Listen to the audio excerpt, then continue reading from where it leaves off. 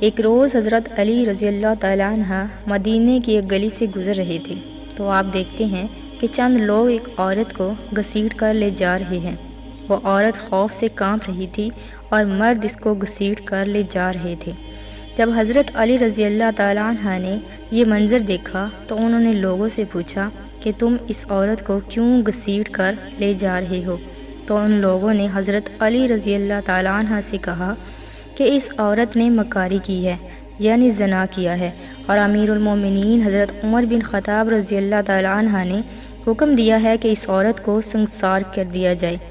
حضرت علی رضی اللہ تعالیٰ عنہ نے جب ان لوگوں کی بات سنی تو آپ نے اس عورت کو ان لوگوں کے ہاتھوں سے چھین لیا اور کہا کہ اس معاملے کو میں خود دیکھوں گا، تم لوگ یہاں سے چلے جاؤ۔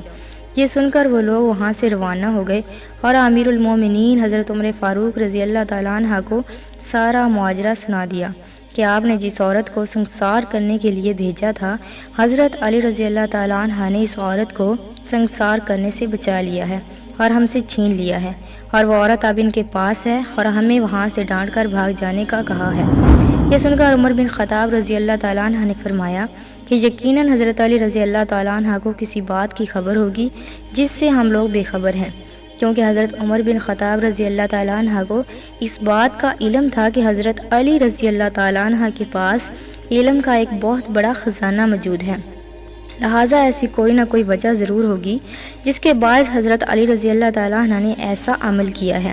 اس پر حضرت عمر بن خطاب رضی اللہ تعالیٰ عنہ نے فرمایا کہ اے لوگو جاؤ اور حضرت علی رضی اللہ تعالیٰ عنہ کو بلا کر لاؤ۔ لوگ گئے اور حضرت علی رضی اللہ تعالیٰ عنہ کو پیغام دیا۔ کچھ ہی دیر بعد حضرت علی رضی اللہ تعالیٰ عنہ وہاں پہنچ گئے۔ حضرت عمر بن خطاب رضی اللہ تعالیٰ عنہ نے حضرت علی رضی اللہ تعالیٰ عنہ سے پوچھا کہ اے علی، کیا وجہ ہے کہ تم نے لوگوں کو اس عورت کو سنسار کرنے سے روکا؟ تب حضرت علی رضی اللہ تعالیٰ عنہ نے فرمایا کہ کیا آپ نے نہیں سنا کہ حضرت محمد صلی اللہ علیہ وآلہ وسلم نے فرمایا ہے کہ 3 لوگوں کے اوپر سے قلم اٹھا لیا جاتا ہے، یعنی ان کے اعمال لکھے نہیں جاتے اور وہ بے قصور ہوتے ہیں، یعنی ان کے گناہ نہیں لکھے جاتے۔ ایک وہ آدمی جو کہ سویا رہا یہاں تک کہ وہ بیدار ہو جائے، دوسرا وہ کہ جو نابالغ ہو یہاں تک کہ بالغ ہو جائے، اور تیسرا وہ جو ہوش میں نہ ہو کہ دیوانہ ہو، درویش ہو۔ حضرت عمر بن خطاب رضی اللہ تعالیٰ عنہ نے جواب یہ سنا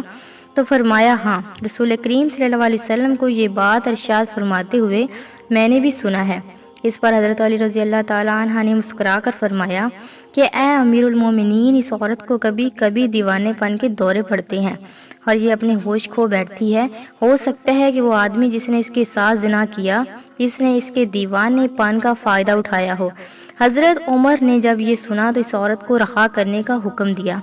محترم ناظرین، اس واقعہ سے ہمیں معلوم ہوا کہ ایسی کون سے لوگ ہیں جو زنا کر کے بھی بے قصور ہوتے ہیں۔ حضرت علی رضی اللہ تعالی عنہ کے پاس علم کا ایک بہت بڑا خزانہ موجود تھا،